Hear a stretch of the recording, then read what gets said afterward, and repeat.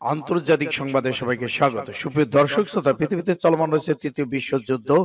Iran Israel চলছে পাল্টাপাল্টি হামলা। ইতিমধ্যে লেবানন যুদ্ধবিরতিতে সম্মত হয়েছে ইসরায়েল এবং আমেরিকা। সুপ্রিয় দর্শক শ্রোতা, আমাদের হাতে থাকা সর্বশেষ আন্তর্জাতিক আপডেট সংবাদ নিয়ে উপস্থিত হয়েছে। শুরুতেই থাকবে সংবাদ শিরোনাম, এরপরে জানাবো বিস্তারিত। গাজার গণহত্যা সন্ত্রাসবাদের প্রকৃষ্ট উদাহরণ, ফিলিস্তিনের জনগণকে অভিনন্দন জানালেন ইরানের প্রেসিডেন্ট পেজেশকিয়ান। আরো জানিয়ে দিব, ব্যর্থতার দায় নিয়ে ইসরায়েলি সেনাপ্রধানের পদত্যাগ। ক্ষমতার প্রথম দিনে 4 জ্যেষ্ঠ কর্মকর্তাকে বরখাস্ত করলেন ট্রাম্প।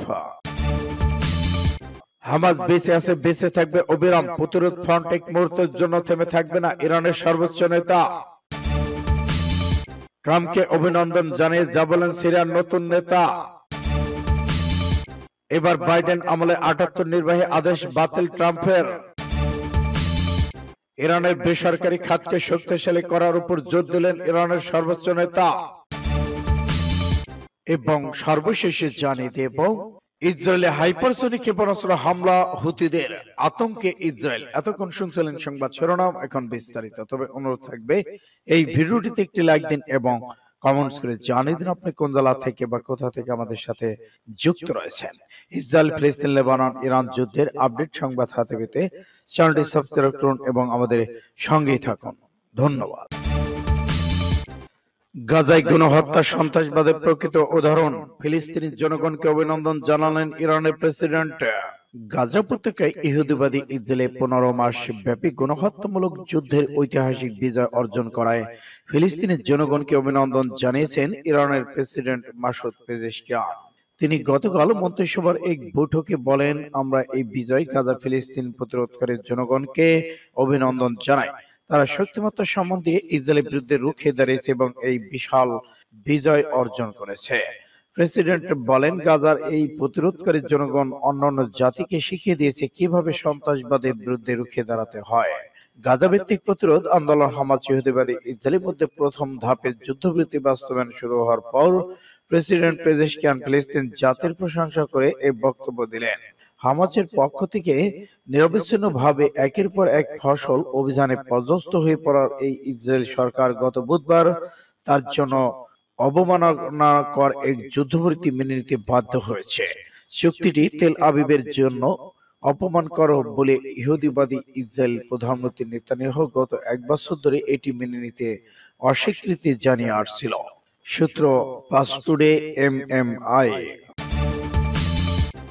ব্যর্থতার দায় নিয়ে ইসরায়েলি সেনাপ্রধানের পদত্যাগ। ব্যর্থতার দায়ে পদত্যাগ করেছেন ইসরায়েলি প্রতিরক্ষা বাহিনীর আইডিএফ প্রধান বা চিফ অফ জেনারেল স্টাফ বা হারুজি হেলেভি পদত্যাগ করেছেন। 21শে জানুয়ারি ব্রিটিশ বার্তা সংস্থা রয়টার্স এক প্রতিবেদনের তথ্য জানিয়েছেন, হালেভি সোমবার পদত্যাগ করেছেন বলে জানা গেছে। ইসরায়েলি সামরিক বাহিনীর প্রকাশিত এক চিঠির বরাত দিয়ে এটা বলা হয়, হারুজি হালেভি তার পদত্যাগপত্র জমা দিয়েছেন। আগামী 6 মার্চ থেকে কার্যকর হবে।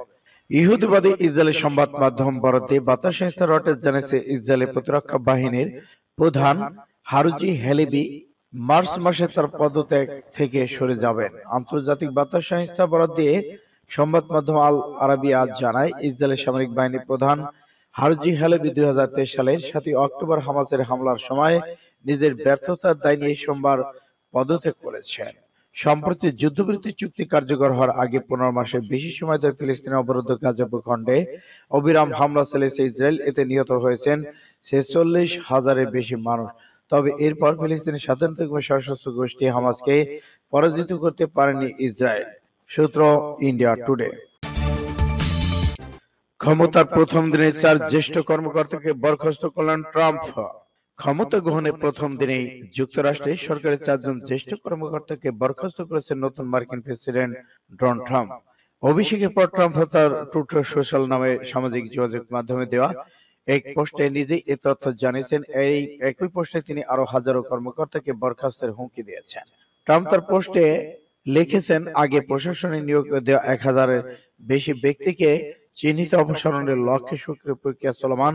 আমেরিকাকে আবার মহান করে তোলার বিষয়ে তার যে দৃষ্টিভঙ্গি তার সঙ্গে সঙ্গতিপূর্ণ নন এই ব্যক্তিরা। খবর, বরখাস্ত হওয়ার 4 ব্যক্তি হলেন মার্কিন প্রেসিডেন্ট, খেলাধুলা, স্বাস্থ্য, সবলতা, পুষ্টি বিষয়ক পরিষদের হোসে আজেন্দ্র এবং জাতীয় অবকাঠামো উপদেষ্টা পরিষদের মার্ক মিলে উইলসে সেন্টার ফর স্কলারসের ব্রায়ান হুক রপ্তানি বিষয়ক পরিষদের কেইশা ল্যান্স বটমর্স।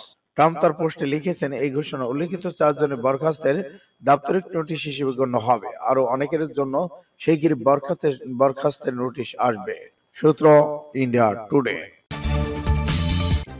হামাস বেঁচে আছে এবং বেঁচে থাকবে অবিরাম। প্রতিরোধ ফ্রন্ট এক মুহূর্তের জন্য থামবে না, ইরানের সর্বোচ্চ নেতা। গাজা উপত্যকায় ইহুদিবাদী ইসরায়েলের 15 মাস ব্যাপী গণহত্যার মুখে নজিরবিহীন অবিচলতা অটল অবস্থান গ্রহণ করায় গাজাবাসী ফিলিস্তিন জনগণের ভূয়সী প্রশংসা করেছেন ইসলাম প্রজাতন্ত্রের ইরানি প্রেসিডেন্ট সর্বোচ্চ নেতা আয়াতুল্লাহ উজমা খামেনি। তিনি গতকাল নিজের অফিসিয়াল এক্স পেজে দেওয়া এক পোস্টে প্রশংসা করেছেন। গাজার যুদ্ধে ফিলিস্তিনদের বিজয় এবং দখলদার ইসরায়েলকে হামাসের সঙ্গে যুদ্ধবিরতি মেনে নিতে বাধ্য করা উপলক্ষে এক এক্স পোস্ট প্রকাশিত হয়েছে। ফিলিস্তিনে ইসলাম প্রতিরোধ আন্দোলন হামাস সাম্প্রতিক সময়ে ইসরায়েলি বাহিনীর বিরুদ্ধে বড় ধরনের বেশ কিছু অভিযান চালিয়ে কয়েকটা ডজন দখলদার সেনাকে হত্যা করার পর যুদ্ধবিরতি মেনে নেয় তেল আবিব।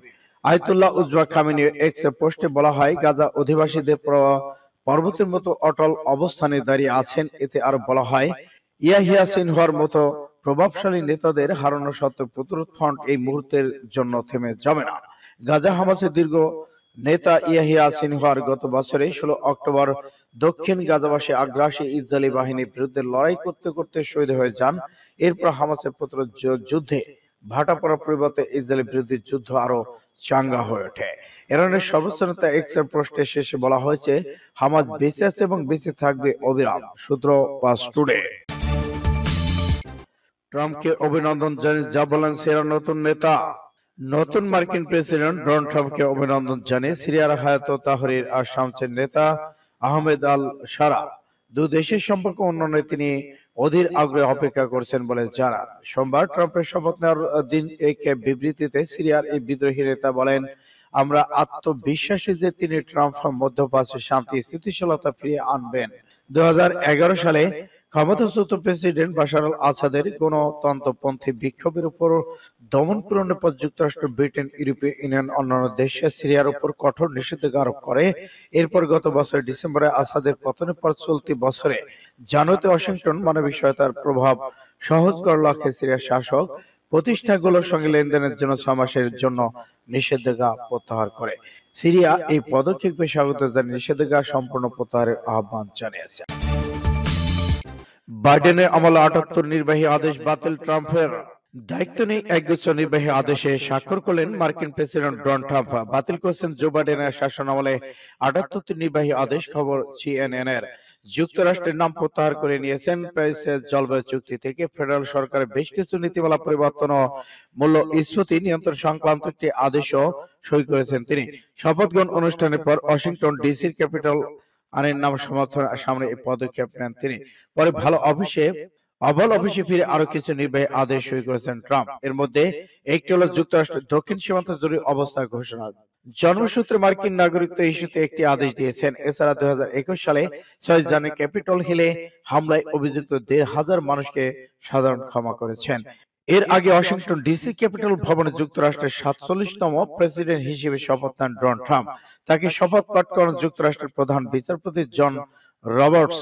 এই সময় বিদায়ী প্রেসিডেন্ট জো বাইডেন, তার স্ত্রী জিল বাইডেন ও সহ গণমাধ্যম ব্যক্তিরা উপস্থিত ছিলেন। সবার উপস্থিতিতে ধর্মীয় গ্রন্থ বাইবেলের উপর হাত রেখে শপথ পাঠ করেন 78 বছর বয়সী ট্রাম্প। তিনি হলেন যুক্তরাষ্ট্রের ইতিহাসের সবচেয়ে বেশি বয়স্ক ক্ষমতায় বসা প্রেসিডেন্ট। সূত্র ইন্ডিয়া টুডে। ইরানের বেসরকারি খাতকে শক্তিশালী করার উপর জোর দিলেন সর্বোচ্চ নেতা। ইসলামী প্রজাতন্ত্র ইরানের সর্বোচ্চ নেতা আয়াতুল্লাহ সৈয়দ আলী খামেনি আজ রাজধানী তেহরানে 2.5 ঘন্টা ধরে বৈজ্ঞানিক, অর্থনৈতিক ক্ষমতা সম্পন্ন নানা ধরনের অর্জিত সাফল্যের পরিদর্শন করেছেন। এই প্রদর্শনীর নাম দেওয়া হয়েছে অগ্রগতি পথিকৃৎ। বেসরকারি খাতের সাফল্য প্রদর্শনী একটি জাতীয় অনুষ্ঠান। এই প্রদর্শনীতে যোগাযোগ, তথ্য প্রযুক্তি, উপগ্রহ উৎপাদন সরঞ্জাম, কৃত্রিম বুদ্ধিমত্তা, বিমানের যন্ত্রাংশ, বিমান মেরামত সরঞ্জাম উৎপাদনের ক্ষেত্রে নানা সাফল্য তুলে ধরা হয়েছে। এর মধ্য দিয়ে বেসরকারি খাতের গুরুত্বপূর্ণ স্পষ্ট হয়েছে। এতে বেসরকারি খাতের অংশগ্রহণে খনি, ভূতত্ত্ব খাত, তেল খাত, গ্যাস পেট্রোলিয়াম, পেট্রোকেমিক্যাল, স্পিড এবং ইস্পাত, অ্যালুমিনিয়াম শিল্প, গৃহস্থলী যন্ত্রপাতি, সামগ্রিক শিল্প, কার্পেট শিল্প, পানি, বিদ্যুৎ খাত, টেক্সটাইল শিল্প, চিকিৎসা, হাসপাতাল সংক্রান্ত সরঞ্জাম এবং ঔষধ উৎপাদনের ক্ষেত্রে ব্যাপক সাফল্যের চিত্র তুলে ধরেছেন।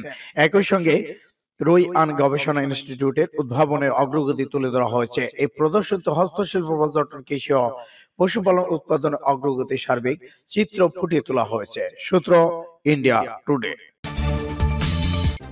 ইসরায়েলে হাইপারসনিক ক্ষেপণাস্ত্র হামলার দাবি হুতিদের।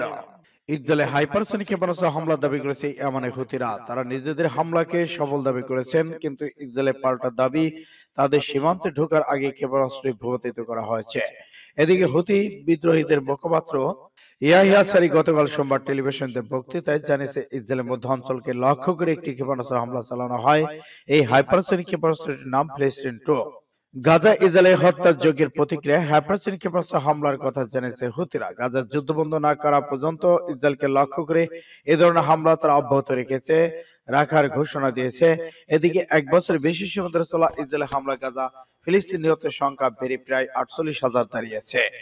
এতে যুদ্ধবিরতিতে ক্ষান্ত হয়েছে ইহুদিবাসী ইসরায়েল। হুতিদের হাইপারসনিক ক্ষেপণাস্ত্র হামলা সম্পর্কে ইসরায়েল সাময়িক বিবরণ বলেছে, ইয়েমেন ভূখণ্ড থেকে ছোড়া একটি ক্ষেপণাস্ত্র ইসরায়েলের আকাশসীমায় ঢোকা ভূগর্ভস্থ ভূপাতিত করা হয়েছে।